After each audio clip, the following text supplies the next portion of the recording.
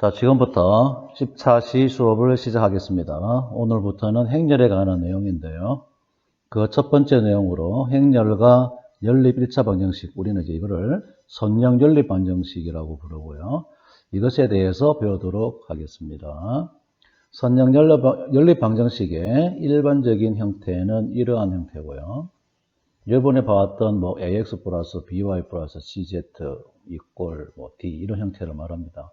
단지 미지수가 n이라는 거 차이밖에 없습니다. 그 다음 선형 방정식의 해란 x1 대신에 s1, x2 대신에 s2 점점점 해서 xn 대신에 sn을 대입해서 주어진 방정식을 만족하게 되는 수의 조를 의미한다. 이렇게 알고 계시면 될 것 같고요. 나머지는 비동소에 하니까 됐고, 또한 주어진 선형 방정식의 해집합이란 이 방정식의 모든 해집합을 의미하더라. 이렇게 해집합 표현이 이렇게 됩니다. 참고해서 보도록 하고요. 기본적인 내용이고 여러분들도 대부분 알고 있는 내용이기 때문에 이해가 쉽게 될 것이라 보고 넘어가도록 하겠습니다.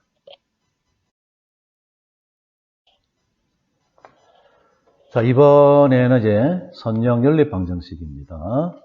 2개 이상 나열된 것을 말하고요. 그 다음에 선열 방식의 해와 해집합은 선열 방식의 해와 해집합과 유사하게 정의된다. 이렇게 이해해 주시면 될 것 같습니다. 공통인 부분이다 하는 거예요.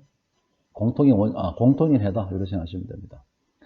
정 1.2.1 선형 연립 방정식하고 재차 선형 연립 방정식인데 재차 대신에 우리는 동차라고도 합니다. 여기 밑에 설명이 되어 있어요. 선형 연립 방정식의 일반적인 형태는 이렇게 여러 개의 선형 방정식을 이렇게 묶어놓은 것을 말합니다. 이런 형태고, 특히 상수항, 요 뒤에는 요 상수항이 모두 0인 선형 연립 방정식을 재차 또는 동차 선형 연립 방정식이라고 부른다. 여러분들이 용어적으로는 이렇게 이해해 주시면 될 것 같아요. 자, 우리는 이제 이 선형 연립 방정식의 해를 어떻게 구할 것이냐라는 게 우리 핵심인데, 자, 요거를 좀 더 우리가 n이 3일 대로 이제 갖추어서 사이즈를 좀 줄이도록 하면서 얘를 행렬화 시키도록 하겠습니다. 여러분, 행렬은 작년 여름 방학 때 잠깐 다뤘기 때문에 그냥 행렬로 잠깐 표시를 할게요. 자, 얘는 이제 이렇게 표현되어집니다. A11, A12, A13, A21, A22, A23, A31, A32, A33 곱하기 이걸 이제 3 곱하기 3 행렬이라고 하죠. 그 다음에 3 곱하기 1 행렬 X1, X2, X3 그 다음에 요거 상수항에 해당되는 B1, B2, B3 이렇게 이제 행렬화 됩니다. 선형 연립 방정식이. 여기서 요 3 곱하기 3 행렬을 A, 요 행렬 3 곱하기 1 행렬 보통 얘를 이제 좌표 행렬이라고 뒤에 가서 배울 거예요. 그 다음에 요거를 이제 X 행렬이라고 보고 얘는 이제 B라는 행렬이라고 합시다. 그러면 2개의 행렬을 곱해서 이꼴 B가 된다. 이렇게 표현을 할 수 있는데요. 이때 이 행렬 A는 선형 연립 방정식의 해와 관련된 행렬로서 해의 존재성과 해를 쉽게 구하는 실마리를 제공하는 선형 연립 방정식에서의 핵심 요소가 됩니다. 이러한 이유로서 행렬의 성질과 역행렬이 필요하게 되고 특히 요 A 행렬이 없어져 버리면 X 이꼴 바로 해가 나오겠죠. 이 말이 이제 A 행렬의 역행렬을 양변에 곱해줄 수 있느냐 없느냐, 다시 말해서 역행렬이 존재하느냐 안 하느냐 이런 것들은 대단히 중요하다는 이야기입니다. 뭘 할 때 연립 방정식 해를 구하는데, 자, 이러한 이유로 해서 행렬의 성질과 역행렬이 대단히 중요하게 되고 나아가 행렬식으로 연계가 됩니다. 그래서 나중에 우리가 행렬식을 배우게 되면 좀 더 편하게 또는 수월하게 역행렬을 구할 수 있게 될 거예요. 자, 또한 선형 연립 방정식의 상수항 요게 다시 돌아갈게요. B1에서 BM까지 이 자리에 Y1, Y2 해서 YM 이러한 행렬로 대체가 된다면 이 선형 연립 방정식은 도형의 이동과 관련된 내용으로 변환이 됩니다. 이 또한 단순히 수를 직사각형 모양으로 나열한 행렬로 표기하게 되면, 즉, 요 자리가 모두 이제 뭐가 되는가 하면 요 자리에 Y1, Y2, Y3가 온다 이 말이에요.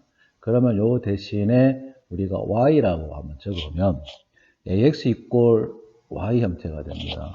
그때 이 A가 F라고 줘도 되죠. 그럼 우리가 보통 알고 있는 FX 이꼴 Y라는 형식이 되어서 이 행렬 A는 함수적인 역할을 하게 돼요. 자, 그래서 이때 행렬 A는 선형 변환, 즉 함수의 역할을 하게 되고, 이 사항을 정리해서 다시 말하면 행렬 A는 선형 연립 방정식의 해와 함수적 의미로서의 선형 변환과 관련된 내용으로 연계되어서 선형 연립 방정식과 선형 변환의 수학적 개념과 원리를 파악하는데 행렬의 여러 가지 성질들이 매우 중요한 역할을 하게 되어서 이러한 이유로 행렬을 배우게 되는 겁니다. 이 점 반드시 명심해 주시고요. 이 페이지는 이걸로 마치겠습니다. 다음 페이지 넘어가겠습니다. 자, 예제를 통해서 선형 방정식, 연립 방정식 해를 구해 보는데, 요거는 한번 여러분이 참고로 봐 주시고요. 선생님은 다른 예를 가지고서 선형 연립 방정식의 해법에 대해서 설명하고자 합니다. 여러분들이 지금까지 연립 방정식을 풀 때 적용한 가감법을 좀 더 체계화, 일반화시켜 보고자 하는데요. 이제 시작하겠습니다. 예를 들어서 x 플러스 y 이꼴 1이라는 식 하나와 2x 플러스 4y 이꼴 6이라는 미지수가 두 개인 여러분 말로 한다면 1차 연립 방정식이죠. 그래서 요 위에 거를 1번식이라고 하고요. 요 밑에 식을 2번식이라고 하겠습니다. 여러분 이 연립 방정식 풀기 위해서는 어떻게 합니까? 보통 가감법 쓰죠. 똑같이 할게요. 첫 번째 1번식에다가 마이너스 2를 곱한 다음에 2번식에 더하겠습니다. 더하면 이제 어떻게 돼요? 그러면 남는 것이 2y 이꼴 4가 되죠. 자, 요거를 이제 여기서 우리는 다시 한번 선형 연립 방정식을 다시 한번 적읍시다. x 플러스 y 이꼴 1은 그대로 둘게요. 나중에 똑같이 할 건데, 나중에 우리가 기본 행 연산할 때, 우리가 또는 가우스 소구법이라는 말을 할 때, 어떠한 행에 또는 어떠한 식에 수를 곱하는 것은 그대로 둡니다. 더해지는 곳에 2번 식이 이제 변경이 된다는 거, 나중에 똑같이 할 거니까 미리 설명을 합니다. 자, 그러면 이제 2번식이 변경이 되어서 요게 이제 2번식으로 오는 거예요. 그래서 2y 이꼴 4가 되죠. 다시 요 식을 3번식이라고 하고 얘를 4번식이라고 하겠습니다. 두 번째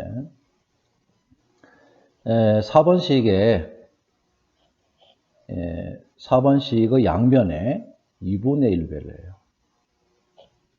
2분의 1배를 하면 또다시 선형의 방정식은 어떻게 바뀌는가 하면 x 플러스 y 이꼴 1, y 이꼴 2 이렇게 바뀌겠죠.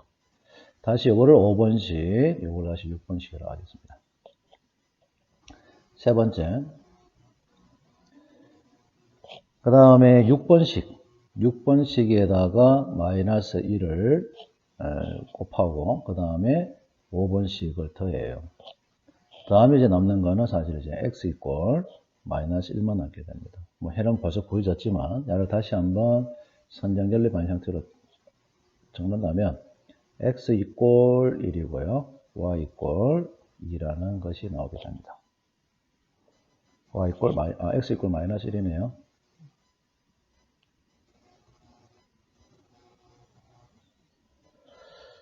자, 우리가 이제 어떠한 하나의 시계에 적당한 수를 곱해서 다른 시계에다가 더하고요.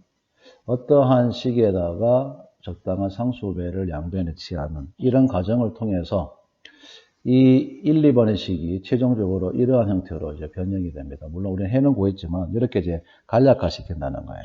다시 말하면 한 방정식의 상수배를 다른 방정식에 더하거나 한 방정식에 0이 아닌 수를 이제 곱해서 해를 구하기 쉬운 형태, 그리고 해집합이 원래의 방정식과 같은 새로운 선형 연립 방정식을 찾아가는 것이 선생님이 설명하고자 하는 선형 연립 방정식의 해법입니다. 즉, 이러한 형태를 1, 2번의 형태를 마지막에 있는 이러한 형태로 바꾼다. 그때 한 방정식에다가 적당한 상수배를 해서 다른 방정식에 더하고 또 한 방정식에 0이 아닌 수를 이제 곱해서 이러한 거, 이런 작업. 원래 하나 더 있죠.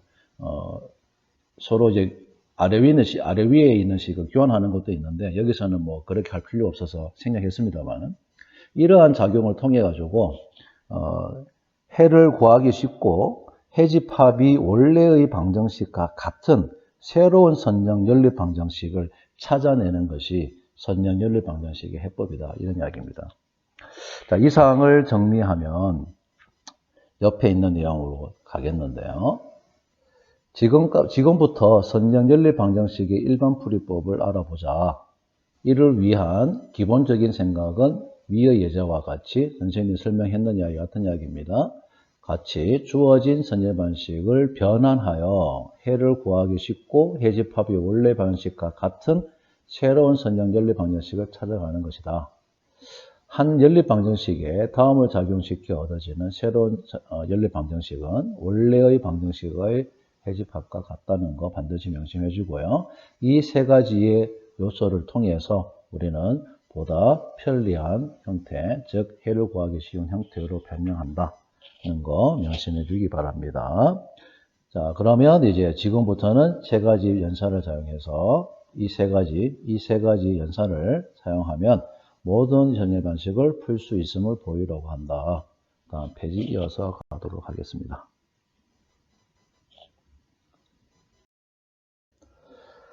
자, 정의 1.2.2부터는 선형 연립 방정식과 행렬의 관계에 대해서 알아보고자 하는데요. 그 첫 번째로 첨가 행렬과 개수 행렬입니다. 선형 연립 방정식에 이렇게 있을 때 미지수를 제외하고 남은 수를 직사각형 모양으로 나열한 모양. 이게 야가 행렬이라는 이야기예요. 자, 이제 이러한 형태를 이 선형 연립 방식의 첨가 행렬이라고 합니다. 이제 상수항까지 모두 포함되어 있다 해서 첨가 행렬이라고 하고요. 일반적으로 행렬이란 단순히 수를 직사각형 모양으로 나열한 것을 의미하는데, 자, 또한 미지수들의 개수만을 나열한 것. 이제 이거는 빠지는 거예요. 요거는 다 빠지는 겁니다. 요거를 다 뺏는 형태의 행렬. 요 행렬을 이제 개수 행렬이라고 합니다. 자, 용어적인 것이기 때문에, 그리고 약속이기 때문에 이렇게 받아들이면 될 것 같아요. 선형 연립 방정식에서 상수항까지 포함했는, 물론 미지수를 제외한 개수들만 하는데 상수항까지 포함했는 것을 첨가 행렬, 그 다음에 개수만을 나열한 것은 직사각형 모양으로 만든 것은 개수 행렬을 한다. 이렇게 이해해 주시면 될 것 같습니다. 자, 그 다음에 선형 연립 방정식의 첨가 행렬에서 한행, 수평선은 연립 방정식에서의 한식에 해당된다. 따라서 연립 방정식을 풀기 위해서 앞에서 정의한 세 가지 작용 뭐였습니까? 한식에 0이 아닌 수를 곱한다. 서로 다른 두 개의 식을 서로 교환한다. 그 다음에 하나의 식에 상수배를 내서 다른 식에 더한다. 그래서 식 대신에 행이라는 단어들만 다 바꾸면 돼요. 자, 그래서 이 세 가지 작용으로 설명할 수가 있다. 이 세 가지 이 작용을 통해서 우리가 해를 보다 쉽게 구할 수 있는 형태로 이제 변형하는 그 연산을 우리는 기본행 연산이라고 하고, 이 세 가지 연산에 의해서 나오는 결과들을 이제 기본행 연산에 의해서 나온 뭐 행렬이라 한다, 이렇게 말하거든요. 그래서 보통 이 세 가지를 우리는 뭐라 하냐면 기본행 연산이라고 합니다. 첨가 행렬과 기본행 연산을 사용하면 연립 방정식을 풀이하는데 미지수를 쓰는 번거로움을 피할 수 있고 컴퓨터에서 이 풀이법을 구현할 수가 있다라고 적혀져 있고, 주제 탐구 활동 시 연계된 탐구 보고서가 나왔으면 하는 것이 선생님의 바람입니다. 뭐 컴퓨터의 이 프로그래밍 이런 것들이 나오면 좋겠습니다. 행렬을 이용해서. 다음 페이지 넘길게요. 자, 지금부터는 지금까지 배운 내용인 한 연립 방정식의 기본 행 연산을 적용시켜서 얻어지는 새로운 연립 방정식은 원래 방정식과 해집합이 같다는 내용을 이용해 가지고 예제를 통해서 이를 연습해 보는 시간을 가지도록 하겠습니다. 예제 1.2.3 다음 선정 연립 방정식을 풀어라고 되어 있고요. 중간 과정이 워낙 많아서 다 생략했고 시작하고 끝쪽 부분만 남겨놨고 중간 과정은 수업 시간에 같이 해보도록 하겠습니다. 첨가 행렬만 사용하여 방정식을 풀이할 수 있으나, 이런 거 말해요. 이런 것만 해도 할 수 있으나 방정식에서의 연산과 행렬에서의 연산을 비교하기 위하여 두 연산을 동시에 생각하자. 먼저 주어진 방정식과 이의 첨가 행렬은 다음과 같다. 주어진 방정식은 이렇고 야의 첨가 행렬은 이렇게 되죠. 자, 여기서부터 시작하도록 하겠습니다. 다시 한번 적을게요. 얘를 0, 4, 마이너스 3, 1, 1, 1, 2, 9, 마이너스 3, 6, 마이너스 6, 0, 3, 마이너스 2, 3, 1입니다. 선생님은 이제 이 칸이 많이 부족하기 때문에 변형되어지는 선정 연립 방정식은 적지 않고 첨가 행렬만 적도록 하겠습니다. 자, 여러분들이 우선 이제 방향을 좀 잡고 가야 되는데요. 해를 좀 쉽게 구할 수 있는 형태로 변형하려면 이 대각성분들 합니다. 행렬 대각성분.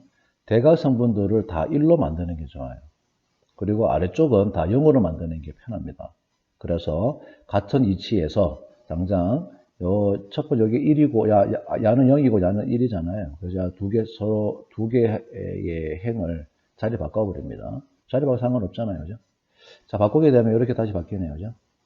1, 1, 2, 9, 0, 4, 마이너스 3, 1, 마이너스 3, 6, 마이너스 6, 0, 3, 마이너스 2, 3, 1 이렇게 바뀝니다.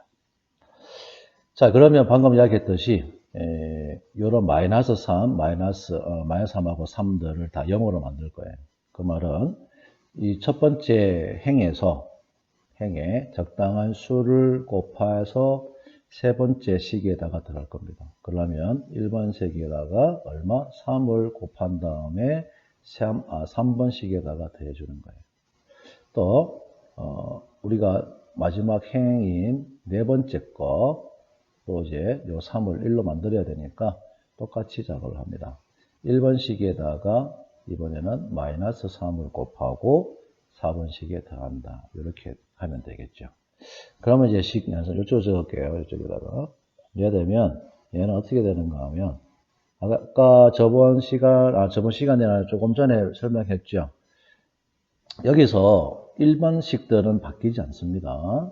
더해지는 쪽이 뭐 해야 된다? 바뀐다. 그래서 3번 행과 4번 행의 수들이 바뀌는 거예요. 1번에 있는 행의 숫자는 절대로 바뀌지 않습니다. 그래서 1, 1, 2, 9는 바뀌지 않는다는 거 명심해 주시고요. 그래서 다시 적는다면 1, 1, 2, 9가 되고요. 두 번째 행은 뭐 상관이 없으니까 0, 4, 마이너스 3이래요. 세 번째는 계산하면 바뀌겠죠. 그래서 하게 되면 0, 9, 0, 27로 바뀝니다. 네 번째 행은요. 0, 마이너스 5, 마이너스 3, 마이너스 26 이렇게 바뀌네요. 자, 그 다음에 다시 이제 우리가 해야 될 거는 여기 9하고 27, 요거 이제 1로 바꾸자고 하는 겁니다. 뭐를? 9를 1로 바꿀 거예요. 그러니까 한 행에 적당한 수를 곱해줄 수 있다잖아요. 그죠? 그래서 여기서는 이제 9분의 1을 세 번째 행에다가 곱해버립니다. 그럼 얘는 이제 어떻게 바뀌느냐 하면, 나머지는 그대로입니다. 1129, 04, 마이너스 3, 1. 그 다음에 0, 1, 0. 얼마예요? 3으로 바뀌네요. 그 다음에 마지막 행은 상관없으니까 0, 마이너스 5, 마이너스 3, 마이너스 26. 이렇게 바뀝니다. 자, 그런 다음에 이제 우리가 해야 할 부분은, 가급적이면은 이제 이 대각성분 여기 있는 형분들이 다 1로 되는 걸지 좋다고 했잖아요. 해를 구하는데. 그래서 두 번째 행과 세 번째 행을 교환할 겁니다. 교환하게 되면 요 밑에 적을게요. 1129가 되고요. 그 다음에 0103이 되고, 두 번째 행은 세 번째 행으로 내려와서 04, 마이너스 3, 1로 되고요. 마지막 행은 그대로 0, 마이너스 5, 마이너스 3, 마이너스 26 그대로 이렇게 되겠죠. 자, 그 다음 페이지로 넘어갈게요. 이어서 하도록 하겠습니다. 마지막에 적어 나왔는, 변형돼서 나왔는 행렬이 어떻게 됩니까? 다시 적는다면 1129, 0103, 04, 마이너스 31, 0, 마이너스 5, 마이너스 3, 마이너스 26 이래 되었죠. 자, 지금까지는 여기까지 요 1까지 만들어 놨어요. 그러면 당연히 요 4와 마이너스 5를 또 0으로 만들 겁니다. 그러면 이번에는 두 번째 식에서 행에서 얼마를 곱하는가 하면 마이너스 4를 곱해서 세 번째 행에다가 더해주고요. 그 다음에 똑같이 두 번째 행에서 이번에는 5를 곱한 다음에 네 번째 행에다가 더할 겁니다. 더하게 되면 어떻게 나와요? 이제 1129는 그대로 가고요. 두 번째 행도 그대로입니다. 세 번째, 네 번째가 바뀌게 되죠. 이 연산에 의해서, 기본행 연산에 의해서 00, 마이너스 3, 마이너스 11. 그 다음에 00, 마이너스 3, 마이너스 11. 세 번째와 네 번째 행이 같은 형태로 나옵니다. 그래서 결국에는 기본행 연산, 즉 3번식에다가 마이너스 1을 해서 1배해서 네 번째 식에 돼버리면 네 번째 모두 0으로 나오겠죠. 그래서 보통 모두 0인 성분을 가지는 행. 성분이란 말은 요 행렬 안에 들어가 있는 숫자를 말합니다. 마지막 네 번째 행에 있는 뭡니까? 성분을 모두 0으로 만들 거거든요. 그리고 모두 0인 성분을 가지고 있는 행은 제일 마지막 행으로 둡니다. 그게 이제 보교종 형태가 되고요. 또 그런 행이 나온다는 것은 나중에 다시 한번 설명하겠지만 역형렬을 가지 않는다는 이야기하고 일맥상통해집니다. 자, 그렇게 되면 요 기본행 연산에 의해서 다시 한번 더 적으면 변형된 식을 1129, 0103, 00, 마이너스 3, 마이너스 11, 0000 0이겠죠. 이렇게 바뀌어요. 자, 요까지 나오는 형태. 이제 처음 방정식과 비교하면 해를 구하기가 훨씬 쉬운 형태의 새로운 방정식을 얻은 겁니다. 이걸 다시 한번 읽는다면, 각각을 읽는다면 이런 거겠죠. x1 플러스 y, 아니죠. x1 플러스 x2 플러스 2x3 꿀 9. 이렇게 되는 거죠. x항의 개수는 이제 x1 항의 개수는 0인 것을 말하고요. 그래서 두 번째 말입니다. 두 번째 0 곱하기 x1 더하기 1 곱하기 x2 더하기 0 곱하기 x3 꼴 3 이런 형태거든요. 지금 이야기들이. 그러니까 처음 방정식하고 비교해 보면 해를 구하기 훨씬 쉬운 형태로 바뀌었다는 거고, 이 결과를 이 결과를 얻기 위해서 지금까지 수행한 방법, 지금 잘 보면 대각선 쪽으로만 다 0을 만들었어요. 밑으로. 이렇게 하는 이 방법을 전방소거법이라고 합니다. 전방소거법. 이 전방소거법에 대한 설명은 PPT 자료에는 없지만 여러분들은 교재를 보시면 되고요. 전방소거법에 대한 설명을 덧붙인다면 전방소거법이란 여러분들은 교재 보면 됩니다. X항의 개수가 0이 아닌 하나의 식을 이용해서 나머지 3개의 식에 X항의 개수를 모두 0으로 만들고, 그 다음 방금 구한 X항의 개수가 0인 3개의 식 가운데 Y항의 개수가 0이 아닌 1개의 식을 이용해서 나머지 2개의 식에서 Y항의 개수를 0으로 만들며, 마지막으로 X항과 Y항이 없는 두 식 가운데 Z항의 개수가 0이 아닌 한 식을 이용해서 나머지 1개의 식에서 Z항의 개수를 0으로 만드는 이러한 일련의 과정을 전방소거법이라고 합니다. 이 말이 결국에는 화면 다시 한번 봐주세요.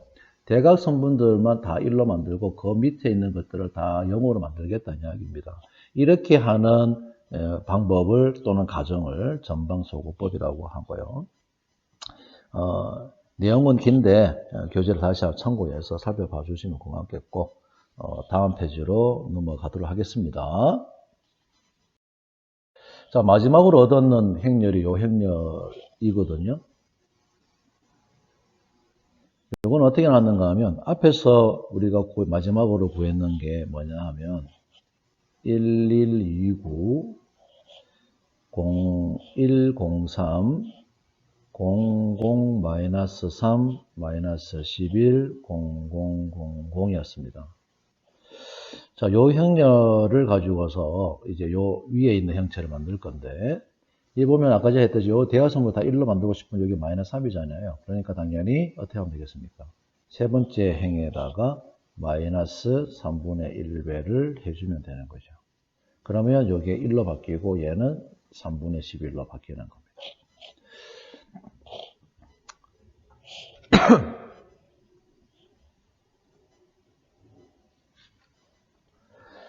자, 이 형렬에서는 각 행에서 처음으로 0이 아닌 수는 1이며, 아래의 행에서 처음으로 나타나는 1은 위의 행에서 처음으로 나타나는 1보다 오른쪽에 놓인다. 여기 그 말이, 여기 1로 시작했으면 요 다음 거는 여기 한 칸 밀어서 1로 가고, 그 다음에는 여기 한 칸 밀려서 1로 나오고, 뭐 이런 이야기거든요. 이게 뭐 보니까 어떤 모양이에요, 지금.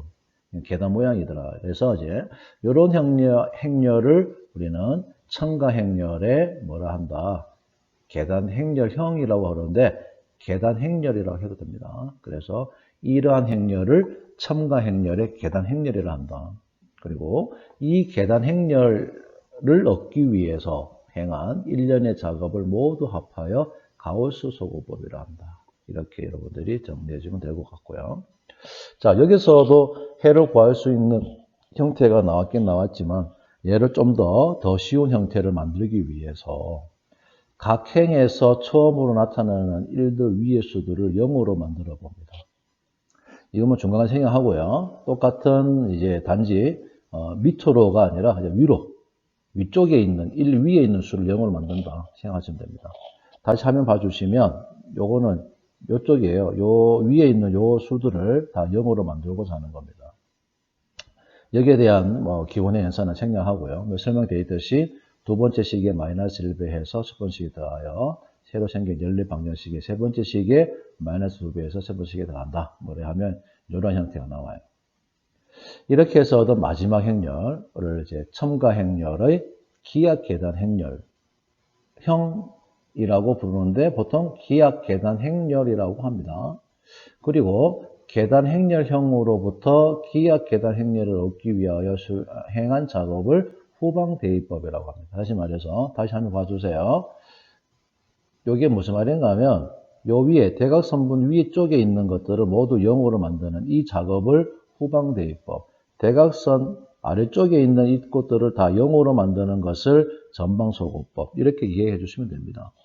또한 다시 돌아와서 첨가 행렬로부터 계단, 그러니까 기압 계단 행렬을 얻기 위해 수행한 모든 일련의 작업을 모두 합하여 가우스 조단소거법이라고 합니다. 다시 말해서 전방소거법, 후방대입법 이런 것들을 다 포함해서 이러한 일련의 작업을 모두 합해서 우리는 가우스 조단소거법이라고 한다. 이렇게 용어적으로 정의 내립니다. 이상한 걸 다시 한번 정리를 해주면요. 자, 전방소거법을 이용해서 대각선 요소 위쪽에 있는 건 다 없애겠죠. 전방소거법. 그렇게 해서 나오는 게 뭐냐면 계단 행렬이에요. 자, 그런 다음에 계단 행렬을 만드는 방법과 과정을 뭐라는가 하면 이거를 이제 가우스 소거법이라고 합니다. 그 다음 이 계단 행렬에서 후방 대입법을 이용해서 뭘 만들죠? 기압 계단 행렬을 만들잖아요. 이것을 모두 합해서 통칭해서 뭐라 합니까? 가우스 지울게요. 가우스 조던 소거법이라고 한다. 이렇게 여러분들이 용어적으로 이해해 주시면 됩니다. 실제 대학생들도 이를 잘 구별하지 못하는 경우가 많습니다. 여러분들은 정확히 배워야 되니까 잘 기억해 주세요. 다음 페이지로 넘어가겠습니다. 앞에서 설명한 내용을 바탕으로 계단 행렬과 기압 계단 행렬에 대한 정의를 다시 정리하여 살펴보면 이러한 내용으로 정리가 됩니다. 각자 한번 읽어 보면 될 것으로 보입니다. 자, 이상으로 계단 행렬과 기압 계단 행렬 및 가우스 소거법을 포함한 가우스 조던 소거법에 대한 설명은 이걸로 마치고 이상으로 마치고 이번에는 이제 개수에 대한 설명으로 넘어가겠습니다. 일단 주어진 행렬의 계단 행렬은 많이 있을 수 있다. 그러나 각 행에서 처음으로 나타나는 이를 포함하는 행렬의 수는 일정하다는 사실을 기억해 주시고요. 이를 근거로 선형 연립 방정식의 해의 존재성을 파악하는데 하나의 수학적 도구로 활용되는 개수, 랭크라는데 개수에 대해서 살펴보도록 하겠습니다. 1.2.5번 개수입니다. 개수란 주어진 행렬의 계단 행렬에서 모두 0으로만 이루어져 있지 않는 행의 수를 그 행렬의 개수 랭크라고 합니다. 이 예제를 통해서 거셈에 대해서 살펴보겠는데요. 이 행렬, 이걸 말합니다. 이 행렬이 어떤 연립 방정식의 첨가 행렬의 계단 행렬이면 그 연립 방정식의 해는 가지지 않는다. 왜냐하면 세 번째 행이 모든 미지수 앞에 있는 개수들이 모두 0이고 야를 이꼴 1을 만족할 수 없기 때문에를 말한다 라고 설명되어 있는데 이거를 개수로 설명하면 개수 행렬의 개수가 첨가행렬의 개수, 이건 고치세요. 이 개수가 아니라 개수 랭크입니다. 고치세요. 오타입니다. 보다 작기 때문이다. 한번 볼까요? 개수 행렬의 개수는 요거 지우면 됩니다. 요거 없이 요거 지울게요. 요거 생각하면 돼요. 0이 아닌 게 하나, 두 개죠. 그래서 이 개수는 개수 행렬의 개수는 두 개고요. 첨가 행렬은 요 끝에 2를 포함해야 됩니다. 그래서 첨가 행렬의 개수는 3이 되죠. 개수행렬의 개수가 첨가행렬의 개수보다 적다면 이럴 경우에는 선정열 방식은 해를 갖지 않는다라고 되어 있습니다. 이거는 뭐 경험적으로 봐도 여러분이 그렇게 보일 거예요. 알 수 있으니까 여러분들이 이렇게 파악해 주시면 될 것 같고요. 그래서 개수행렬의 개수와 첨가행렬의 개수를 비교해서 선정연립 방정식의 해의 존재성을 파악할 수 있다는 내용입니다. 다음 페이지에서 관련 내용을 보다 더 정리해 보도록 하겠습니다. 넘어가겠습니다. 정리 1.2.6번 앞에 설명에는 개수에 대한 다시 설명인데요. 선정연립 방정식이 해를 가질 필요 충분 조건은 이 방정식의 개수행렬의 개수와 첨가행렬의 개수가 같을 때입니다. 그러니까 다르면 해를 가지지 않는다는 거죠. 그래서 선정연립 방정식은 해를 가지지 않거나 오직 한 개 해만 가지거나 또는 무수히 많은 해를 가질 수 있다. 이렇게 이해해 주시고 알고 있는 내용이잖아요. 그래서 선정연립 방정식이 해를 가질 조건은 뭐다? 개수행렬의 개수와 첨가행렬의 개수가 같을 때다. 이렇게 여러분들이 알고 있으면 됩니다. 보통 이제 개수에 대한, 랭크에 대한 설명이 좀 더 있어야 되는데, 우리는 선생님은 이 부분은 개수에 대한 거는 이 정도, 선정연립 방식의 해의 존재, 하느냐 안 하느냐, 이제 개수로서 우리가 판정할 수 있다. 이 정도만 언급을 하고, 나머지 내용은 다 뺐습니다. 내용적으로 어려운 부분이 좀 많기 때문에, 이 정도만, 이 정도 이해가 될 것 같고, 우리는 이 개수뿐만 아니라 다른 거 할 게 더 많기 때문에, 개수에 대한, 랭크에 대한 이야기는 이 정도로만 하고 끝내서 넣을게요. 그 뒤에도 뭐 개수라는 뭐 랭크에 대한 이야기 언급이 잠깐 되는데, 이 정도 내용이라 생각해 주시고, 크게 어렵게 생각할 필요는 없습니다. 정리 1.2.7. 자, 이상을 정리하면, 제차 또는 동차 선정연립 방식은 항상 해를 가집니다. 왜 그럴까요? 예를 들면, 미지수 3개인 선정연립 방정식. 그럼 결국 뭐예요? 미지수 3개면 평면이죠. 3개의 평면이 어떻게 됩니까? 3개의 평면이 만나면 하나의 교점을 가지게 되죠. 그런데 선영, 아니죠. 제차, 동차잖아요. 그러면 이제 상수항이 모두 0입니다. 이 말은 결국에는 원점을 다 지나가게 되거든요. 그래서 결국에는 원점을 지난 3개의 평면이 만나는 교점은 원점으로 나오게 됩니다. 그래서 항상 해를 가진다는 이야기고.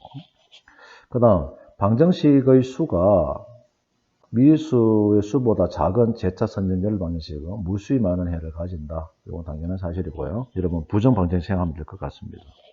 그 다음, 선정연립 방정식이 오직 하나의 해를 가질 필요 충분 조건은 개수행렬의 개수와 첨가행렬의 개수가 미지수와 같을 때다.